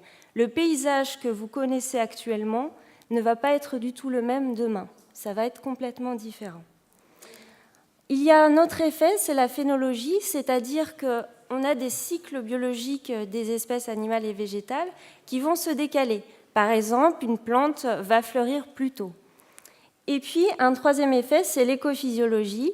Donc, ça va être, par exemple, la modification de la reproduction d'une espèce comme la marmotte. On sait pas mal de choses, mais il y a beaucoup de limites au niveau de la connaissance. Tout d'abord, il y a une difficulté donc, de dissocier les effets du changement climatique des autres causes du déclin de la biodiversité. Comme on a vu avant, il y a plein d'autres causes qui vont rentrer en jeu. Donc, quelle est la part du changement climatique vraiment dans ces impacts sur la biodiversité ? Les espèces, donc amphibiens et reptiles, sont moins étudiées, donc il faut développer cette connaissance. Et nous manquons de suivi à long terme sur les effets du changement climatique et de la biodiversité. Tout ceci nous a amené au programme Les Sentinelles du climat, qui est un programme de recherche à l'échelle régionale de la Nouvelle-Aquitaine. Cette échelle, elle est pertinente, puisque c'est là où on va pouvoir mettre en place des actions politiques et également des actions de conservation des espèces. Eh bien justement, en Nouvelle-Aquitaine, qu'est-ce qui se passe? Il faut savoir déjà que la région Nouvelle-Aquitaine, d'après les travaux d'Aclimatera, c'est une des régions les plus sensibles au changement climatique en France. Et donc le risque d'être le plus fort en France. Alors, à votre avis, quelles sont les espèces que vous connaissez qui sont en Nouvelle-Aquitaine et qui pourraient être impactées? Est-ce que vous avez des idées? Oui? Près de chez vous.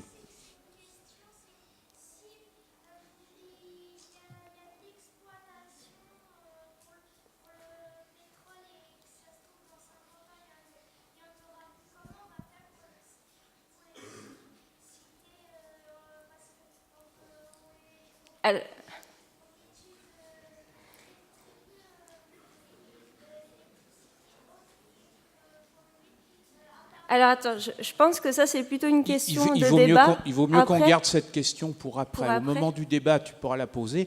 Là, la question de Fanny, c'est connaissez-vous des espèces, même en Charente, en Nouvelle-Aquitaine, mais en Charente, qui sont déjà impactées par le changement climatique? D'ailleurs, Mathieu vous en a présenté tout à l'heure. Alors, oui, mademoiselle en rose, vas-y. Oui, les poissons.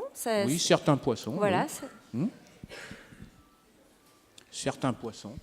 Les poissons sont actuellement très impactés par l'assèchement des rivières. Si vous assistez à la conférence de cet après-midi, le sujet sera abordé. Très bien. Voilà. Bon, alors je vais vous On va peut-être passer, Fanny. Voilà. Il y avait 3. Pour vous donner des idées.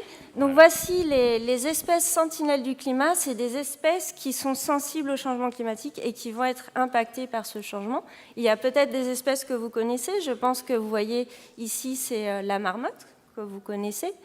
L'apollon, qui est un papillon de montagne. On a également le lézard de Bonal, qui est un lézard qu'on retrouve en montagne. La cistude, la rainette ibérique, la grenouille des Pyrénées, lézard osselet. Ici, vous avez la gentiane plumonante, donc on l'a déjà vu, l'azuré des mouillères, lézard vivipare, les libellules, on en a parlé aussi des libellules, et les micromammifères. Alors ici, c'est la souris à queue courte, et puis la vipère péliade. Je crois, Fanny, que vous vouliez nous présenter un petit film sur une espèce qui va forcément intéresser les spectateurs. Je vais juste parler de quelques exemples avant de présenter la vidéo. Par exemple, la marmotte, elle va être impactée par le changement climatique parce que la marmotte, en hiver, elle est dans son terrier et elle a besoin d'une couche d'épaisseur de neige suffisante pour se protéger du froid. Avec le changement climatique, cette épaisseur va diminuer. La marmotte, elle va dépenser beaucoup plus d'énergie pour se réchauffer, et donc la femelle marmotte aura moins d'énergie pour ses marmotons. Et donc, à la fin, on aura moins de marmotons, et ça veut dire une diminution de la population. Donc ça, c'est un exemple d'impact sur la reproduction, donc l'écophysiologie, ce que je vous avais présenté comme effet. Un autre impact, ça va être ici l'azuré des mouillères, qui est un papillon qui pond ses œufs sur une plante spécifique, c'est la gentiane pneumonante. Ici, vous avez quelques pontes de l'azuré des mouillères. Et ce papillon-là, il a besoin de la floraison de ces plantes pour aller pondre son œuf. Donc si demain, on a un décalage de la floraison de cette gentiane, comment va réagir le papillon? Comment il va pouvoir retrouver la plante pour pouvoir pondre ses œufs? Et du coup, un autre exemple que l'on va voir maintenant après en vidéo, c'est la rainette ibérique sur la répartition.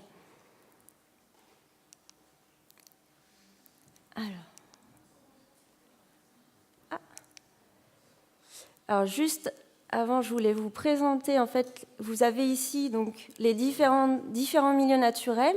Toutes les espèces que je vous ai montrées avant sont des espèces spécifiques qui sont liées à des milieux dunaires, milieu sec, milieu humide, milieu forestier. Et donc, on étudie tous ces milieux-là à travers la région Nouvelle-Aquitaine. Voilà, sur cette région. Et tous les petits points que vous voyez sur cette carte, ce sont tous les sites que l'on étudie. On a plus de 250 sites à travers la Nouvelle-Aquitaine où on va observer toutes ces espèces que je vous ai présentées avant. Et je vous propose maintenant un petit film qui va justement vous expliquer comment on va observer ces espèces-là sur le terrain et sur ces sites d'études.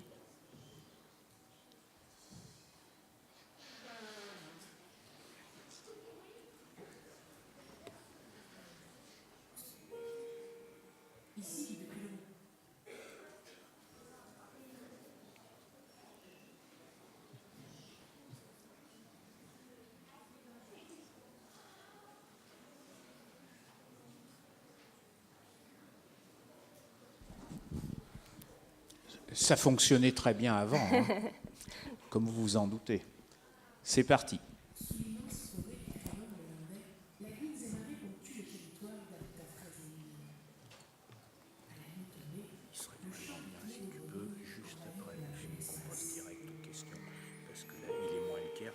Ici, depuis longtemps, une espèce unique. Ça te fait rien, on passe aux questions juste après. Je vais juste quand même présenter l'observatoire, parce qu'ils peuvent participer. Voilà, alors s'ils peuvent participer, oui, qu'ils soient vraiment denses. Elle survit aujourd'hui dans ses dernières emplois, ayant échoué à l'assèchement de la forêt lunaise. Les collègues enseignants. Oui, d'accord. Oui. Depuis quelques années, elle voit s'installer à ses côtés une cousine arrivée du sud, la rainette venue de l'Ouest. C'est par l'écoute de leurs chants que Maud les identifie et estime l'abondance des populations de ces deux espèces. Celle qui chante là, c'est une méridionale. C'est très long, répété lentement.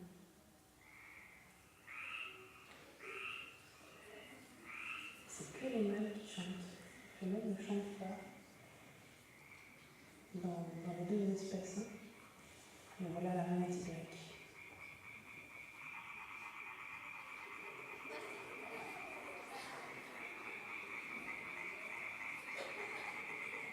Si Maud suit de près les populations de ces deux rainettes, c'est que ces dernières réagissent fortement au réchauffement climatique. Alors que la rainette ibérique semble subir les effets de la baisse de l'humidité et de l'hygrométrie, la méridionale, quant à elle, profite de la hausse des températures pour coloniser de nouveaux territoires à l'ouest, mais aussi vers le nord. Sa progression l'amène aujourd'hui sur des sites où est présente une troisième espèce, la rainette verte. D'affinité froide, cette dernière est largement répartie dans le nord de l'Europe. Gaël prête une oreille attentive à ces populations pour suivre la cohabitation à venir des deux groupes. Ainsi, le changement climatique rebat les cartes de répartition des espèces. La rainette ibérique est-elle amenée à disparaître de la Nouvelle-Aquitaine et donc de France? La rainette verte va-t-elle devoir remonter plus au nord?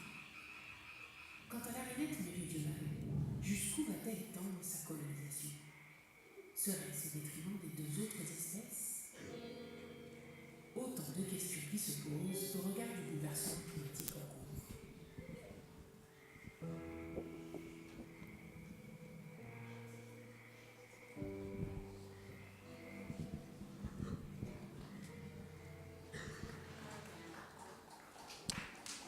cours. Et Fanny, maintenant, va vous expliquer ce que vous pouvez faire.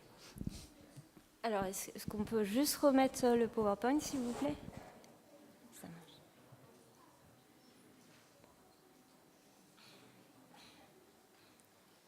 Bon, voilà, ce que je voudrais vous montrer, c'est... en fait, vous pouvez aussi devenir acteur du programme Les Sentinelles du Climat en participant à un observatoire que l'on a mis en place. Alors, on va vous montrer du coup l'adresse Internet.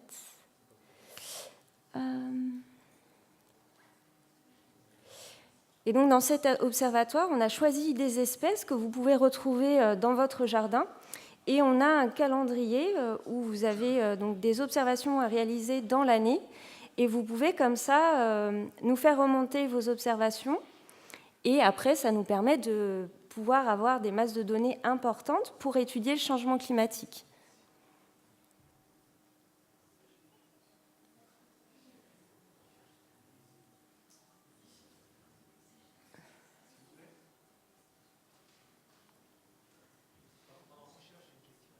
Ah, pardon, oui.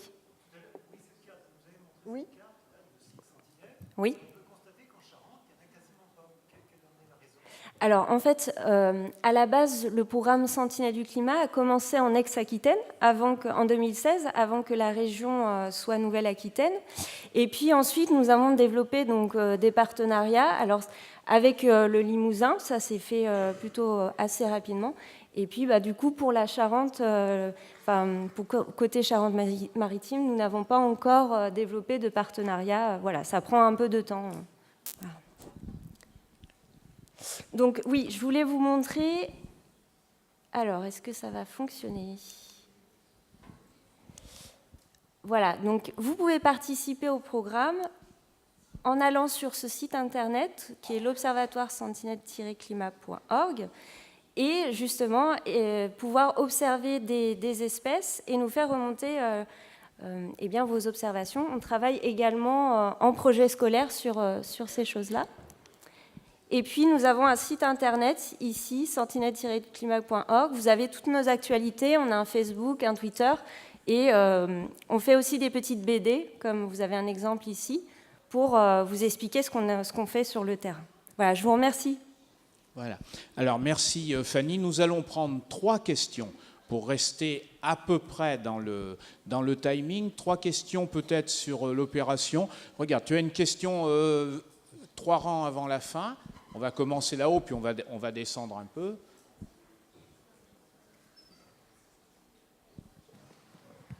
Merci aux passeurs de micro. Vous avez parlé d'une 6e extinction des espèces. Les anciennes étaient naturelles. Celle-ci, est-ce qu'elle aurait eu lieu même sans l'intervention des hommes? Alors, effectivement, là, on parle de 6e extinction. Donc, les scientifiques commencent à s'accorder sur cette notion-là. Elle est liée principalement par les activités humaines. Donc, toutes les causes que je vous avais présentées, le changement climatique en fait partie, mais également toutes les autres causes, la surexploitation, la destruction, la dégradation des habitats, la pollution, les espèces invasives. Tout ça fait qu'actuellement, on a un taux d'extinction des espèces de 100 à 1000 fois supérieur au taux naturel. Bien, question suivante. Écoute, descends Camille, descends. Alors, je pense des élèves de CM2 en particulier. Vous voyez que dès le CM2, on est très sensibilisé au développement durable. Mais est-ce qu'on peut aussi étudier les insectes? Oui, j'ai montré des insectes, donc, par exemple comme les papillons, qui sont des insectes intéressants à étudier pour le changement climatique, avec, donc je vous avais présenté l'Apollon, le papillon qui est tout blanc, et qui est un papillon de montagne, et avec le changement climatique, on pense que... Du coup, ce papillon-là va remonter en haute altitude et jusqu'où, puisque la montagne est limitée, Voilà, on ne sait pas comment ça va se passer, mais on pense que ce papillon-là est en danger par rapport au changement climatique. Très bien. Allez, dernière question, pendant que Lydie s'installe. Tout à l'heure, vous avez dit que le réchauffement climatique, ça dérangeait les reptiles. Mais on peut savoir du coup pourquoi, parce que vous n'avez pas bien précisé. Alors, les reptiles, ça fait partie donc, des animaux qu'on appelle des animaux ectothermes. Donc, c'est des animaux qui, du coup, ont une température corporelle liée à la température de l'environnement. Donc, si on a un réchauffement des températures, le reptile, du coup... Alors, c'est vrai que les reptiles ont besoin du réchauffement pour pouvoir faire leurs activités, mais il y a des seuils.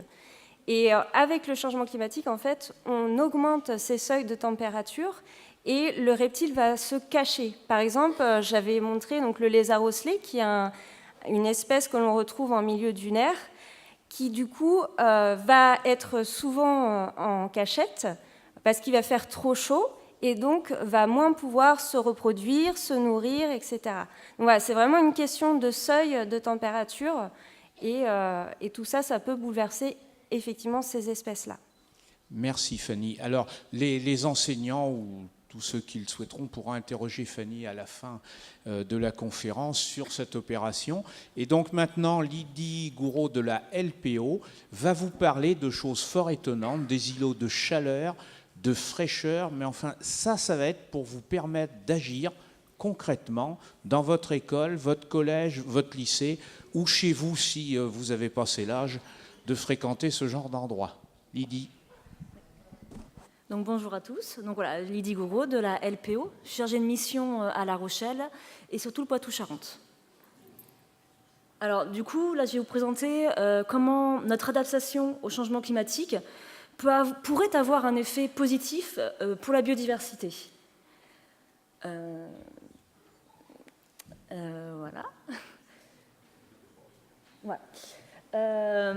Donc, bon, rapidement, c'était une présentation de la LPO, c'était pour vous montrer que voilà, on agit à la fois au niveau national, local et international, et qu'on suit pas mal toutes les problématiques d'impact du changement climatique sur la biodiversité. J'ai été beaucoup trop vite.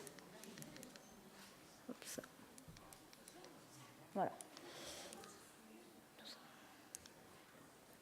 Alors, le changement climatique, ça va avoir un impact dans nos villes. Donc, je ne sais pas si vous connaissez ce phénomène, on le ressent tous, mais après, il faut arriver à mettre un mot là-dessus, c'est ce qu'on appelle des îlots de chaleur. Donc, un îlot de chaleur, c'est quoi? En fait, c'est un secteur en centre-ville où la température de l'air et des surfaces est plus élevée que celle qu'on peut avoir en campagne. Par exemple, vous pouvez le voir sur le graphique, qui est ici, on va avoir en centre-ville une température qui va être près de 33 degrés dans des journées chaudes, alors qu'en campagne, on a une température qui descend en dessous des 30 degrés. Alors, est-ce que vous savez pourquoi? Est-ce que ça vous... Oui. Alors, ça peut avoir un effet, mais ça, c'est plus général. Le gaz à effet de serre, c'est sur le changement climatique de manière générale. Mais dans un centre-ville, par exemple, vous allez sur la place du Champ de Mars, qu'est-ce qui pourrait faire que vous avez plus chaud que si vous allez être dans un petit parc urbain, arboré, etc. Alors, c'est en partie ça. En fait, là, c'est un cas concret, hein, c'est ce qu'on peut avoir dans une rue de la ville, à côté de la Micaline. Hein. On peut voir, on a quoi? On a beaucoup de matières minérales, on a des surfaces minérales, on a une route en goudron, on a des pavés en minéral, voilà. Et en fait, il faut savoir que ce type de matériau, il va absorber les rayons du soleil, il va les accumuler, et ensuite, il va les réémettre le jour comme la nuit. Ça fait que même la nuit, en fait, dans les gros centres-villes, par exemple à Paris, vous avez une température qui ne descend quasiment pas la nuit. Donc c'est vraiment une sensation très désagréable pour les habitants. Et ça va vraiment impacter tout le monde. C'est-à-dire que les personnes âgées, les personnes isolées, les personnes en situation précaire qui n'auront pas la clim, les jeunes enfants, les malades, les travailleurs qui vont être à l'extérieur, sur les chantiers, dans les vignes, etc., ils vont vraiment être très sensibles à ces épisodes de chaleur, avec des symptômes comme des malaises, une déshydratation, etc. En fait, pourquoi? Ce phénomène il va s'accentuer avec le changement climatique. Je pense que ça, vous connaissez déjà. Le changement climatique, c'est plus de journées, on a en plus de journées où il fera plus chaud. On va avoir près de 40 journées en plus à 35 degrés à Paris, ce qui est énorme. On va avoir un niveau de la mer qui va s'élever, on va avoir des rationnements en eau. En fait, tout ça, ça va s'accentuer au fur et à mesure si on ne fait rien. Mais pour lutter contre ces îlots de chaleur, en fait, nous, on préconise la végétalisation. Alors pourquoi végétaliser les centres-villes? En fait, tout simplement parce que de manière générale, le végétal absorbe moins les rayons du soleil. Et surtout, il ne va pas les retransmettre de la même façon. Donc déjà, en fait, il va moins émettre de la chaleur. Ensuite, un phénomène, je pense que tout le monde connaît, c'est quand on est au-dessous d'un arbre, on n'a pas les rayonnements du soleil directement sur soi. En fait, la canopée de l'arbre, elle va intercepter entre 60 et 98% du rayonnement solaire. Donc déjà, on a une petite sensation de fraîcheur, on est un petit peu mieux. Et il y a un autre phénomène que vous devez, je pense, tous connaître, même pour les plus jeunes, c'est, alors tout d'abord, l'évapotranspiration de la végétation. Alors, est-ce que quelqu'un sait ce que c'est, l'évapotranspiration? Alors, vas-y.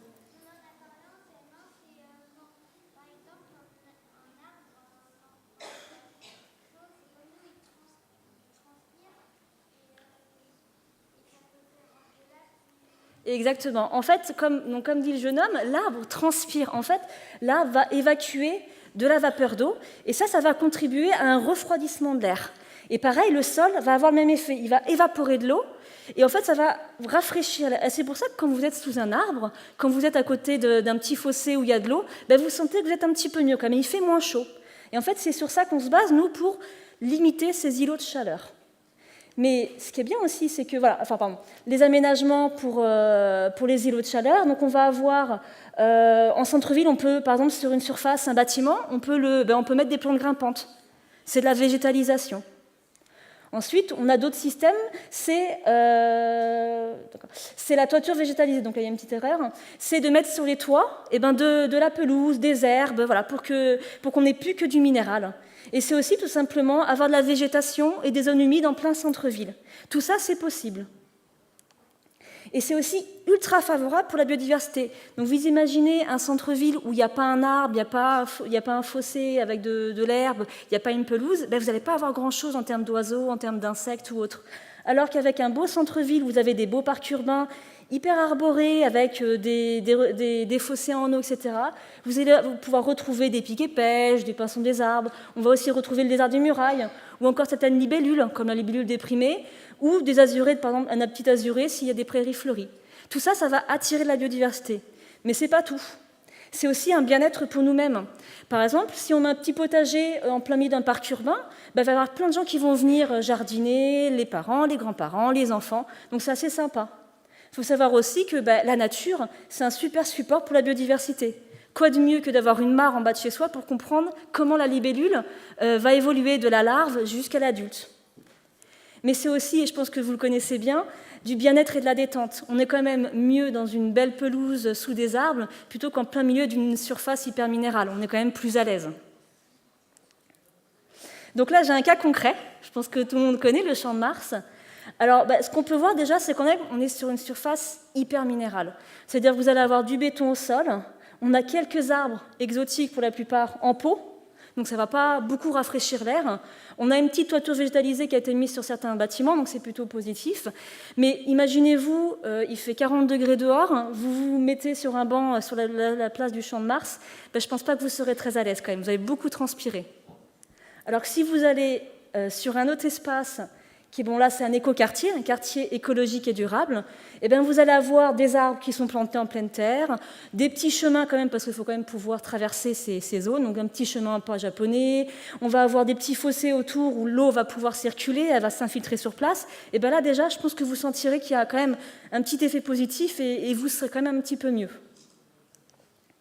Et maintenant, moi je vous pose la question, qu'on a quand même pas mal d'écoliers, est-ce que vous préférez un bâtiment, une cour de récré hyper minérale, goudronnée comme celle qui est à gauche, ou alors est-ce que vous préférez une cour d'école un petit peu plus arborée, avec de la végétation, etc.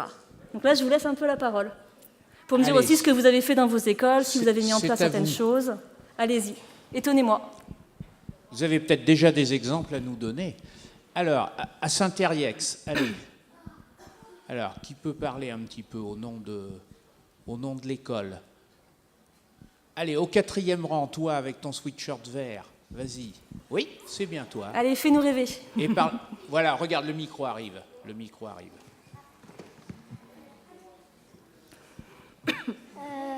Nous, on a un jardin dans notre école. Et avec Madame Auré, cette année aussi, on va s'occuper de lui. D'accord. Et tu vas faire quoi dans l'école? C'est un jardin avec des plantes, avec des légumes? Oui. Ouais, c'est génial. C'était dans le compost. Parfait. Est-ce que quelqu'un de l'école veut préciser un peu plus? Au 3e rang, la jeune fille avec le t-shirt blanc, vas-y. Nous, à l'école, donc, comme l'a dit Alexis, on a fait un potager et on a aussi fait des bacs qu'on a remplis avec notre propre terre qu'on avait fait avec notre compost. Et la terre qui avait été faite au compost, on avait tout récupéré de la cantine. Et c'est vrai que ça donne plus envie, une cour d'école végétalisée, mais parce qu'en goudron, déjà, c'est pas très joli, et puis ça donne plus envie. Génial. C'est bien vrai. Alors, y a-t-il... Et parmi les grands, il n'y a pas... Je ne sais pas duquel lycée vous êtes, mais vous êtes sur un lycée plutôt minéral ou vous avez quelques arbres? Voilà. Vous avez des arbres, c'est déjà bien. Ah. Est-ce qu'il y en a qui veulent un petit peu décrire la cour de leur lycée? Pour voir s'il y a des choses un petit peu marrantes à faire et puis qui pourraient être reproduits chez d'autres, hein. Allez, faites pas vos timides. Ah, c'est difficile, hein. Prendre la parole. Alors, pour donner des exemples. Alors, ce que... Ah, voilà, oui, voilà, regarde, tu as une jeune fille là, juste à côté de toi, là maintenant, voilà. Elle lève la main depuis un petit moment.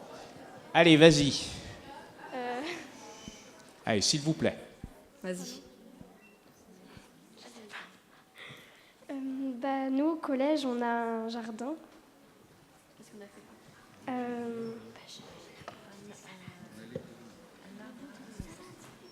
Il y a un arbre avec des trucs pour les insectes. Des gîtes à insectes, c'est ça? Oui. Un hôtel à des insectes. Des hôtels à insectes, c'est D'accord. génial. Et du coup, vous voyez des insectes qui viennent dedans, il y a des oiseaux qui viennent aussi, qui chantent? Oui. Et du coup, c'est quand même plus agréable qu'une cour d'école où il n'y aurait rien, en fait. Oui. Ouais? Voilà. C'est eux qui l'ont fabriqué. J'entends pas. Et vous avez la chance d'avoir un petit ruisseau juste à côté du collège, C'est vrai. avec un peu de végétation autour. Ah oui, donc ça apporte vraiment de la fraîcheur. C'est le collège de Baigne. On a un club de jardinage et les élèves ont fabriqué un hôtel à insectes dans le cadre de ce club. Voilà. Ouais, génial. Mais c'est vrai que les cours de nos établissements scolaires sont goudronnés la plupart du temps. Il y a un jeune homme là-haut. Allez, un jeune homme là-haut. un dernier exemple peut-être dans un lycée.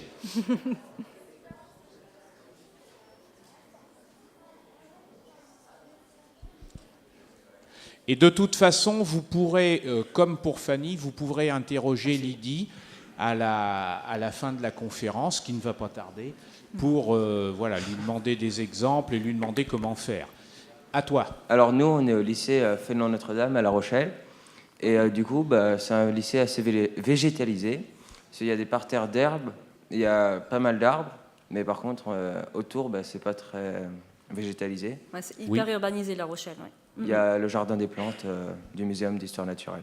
Mais du coup, vous pouvez le ressentir un petit peu quand vous sortez du lycée, sur un boulevard où il n'y a pas un arbre, vous ressentez une espèce de la chaleur qui peut quand même vous arriver dessus. C'est quand même, ça se ressent quand même assez. C'est lourd. Donc du coup, vous êtes mieux dans un lycée où du coup vous pouvez un peu détendre pendant la récré sous les arbres plutôt que se mettre sur un banc avec du goudron autour. Ouais. D'accord. Voilà. Donc Génial. Lydie, nous allons peut-être conclure. Enfin, je vous laisse faire une dernière phrase et puis après passer à quelques questions pour la Ligue de protection des oiseaux. Vous avez vu qu'elle ne s'occupe pas strictement que d'oiseaux. Exactement. La LPO, c'est aussi la biodiversité de manière générale. Donc voilà. Alors, on étudie un petit peu tout. des questions pour Lydie. Y en a-t-il dans la salle? Vas-y.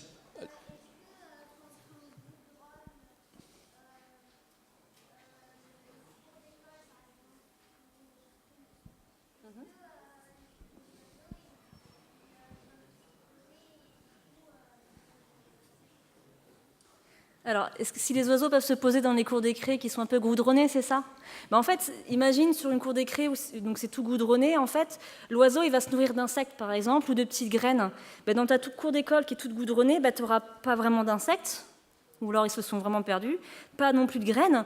Donc l'oiseau, en fait, il va peut-être venir juste pour survoler la zone ou s'arrêter, se poser, mais il ne va pas y faire grand-chose d'autre, dès qu'il ne va pas trouver sa nourriture.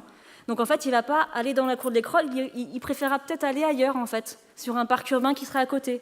Donc c'est pour ça que si tu mets des arbres un petit peu, des jachères fleuries, toi, pour que ça attire les insectes, ou même juste voilà, une pelouse, ben, l'oiseau il va pouvoir venir, peut-être le maire viendra aller picorer quelques vers de terre par terre, etc. Tu le verras peut-être plus facilement. Alors, d'ailleurs, cette question du goudronnage des espaces, du goudronnage quand on crée des parkings de grande surface pour créer des bâtiments, vous pourrez la poser cette question cet après-midi, puisque le débat portera sur eau et climat. Ah bah oui. Et que c'est vraiment un vrai problème pour tout le monde. Allez, on va prendre une dernière question. Alors, au milieu de la salle, vas-y, toi qui lèves le... Voilà, vas-y. Parle bien fort.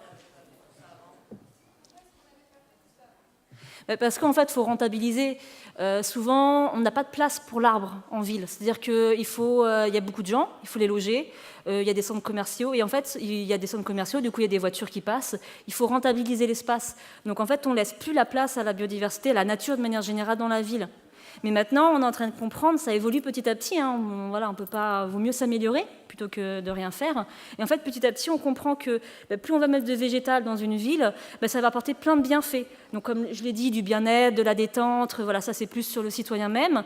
Mais par exemple, si on prend un parking où il y a tout goudronné et un parking où il y a de l'herbe, l'eau elle va s'infiltrer directement dedans, plutôt que de ruisseler et de s'accumuler dans les réseaux d'eau pluviale. Et tout ça, en fait, c'est des petites choses qu'on apprend petit à petit. Et maintenant, il y a des villes, par exemple Bordeaux, Paris, etc. Quand on y va, on a quand même un peu plus d'arbres. Alors, c'est pas parfait, parce que de toute façon, il faut que ça vienne petit à petit. Il faut aussi que les gens s'approprient ça. C'est-à-dire que les gens ils sont habitués à ce que les trottoirs ils soient nickel, pas une herbe. Que sous les arbres, on ait du goudron, qui soit totalement entouré de goudron. Mais ça, il faut que les gens ils changent aussi. Et je pense que c'est aussi votre rôle à vous, les jeunes, de comprendre ça, en fait, et de pouvoir dire, non, moi, je veux bien que mon trottoir, il y ait des herbes folles dessus. Donc c'est vraiment aussi à vous de vous approprier tout ça pour notre avenir commun, quoi.